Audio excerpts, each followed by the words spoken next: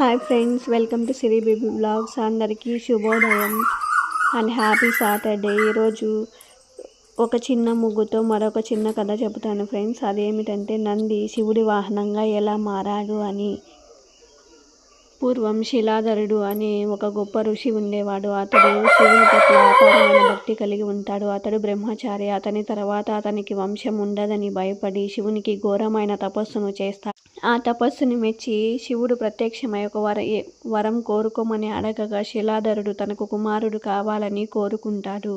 ఆ వరాన్ని ప్రసాదించి శివుడు అక్కడి నుంచి మాయమైపోతాడు.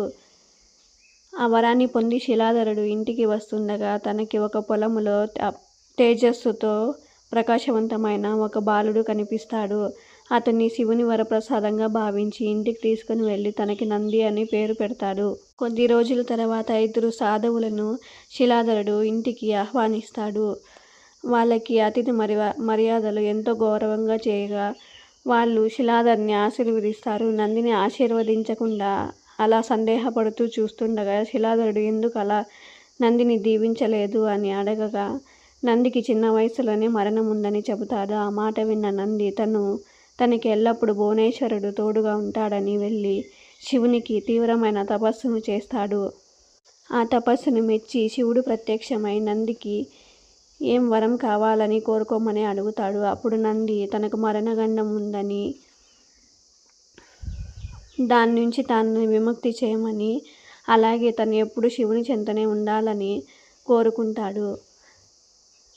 అప్పుడు శివుడు అతని భక్తికి మెచ్చి నంది కోరుకున్న వరాన్ని ప్రసాదిస్తాడు.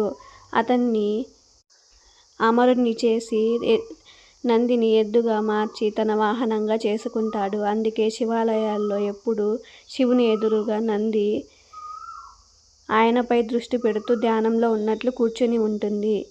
ఇది జీవాత్మ ఎప్పుడు పరమాత్మపై దృష్టి ఉంచాలని ఆధ్యాత్మిక సందేశాన్ని ఇస్తుంది friends. Please subscribe my channel.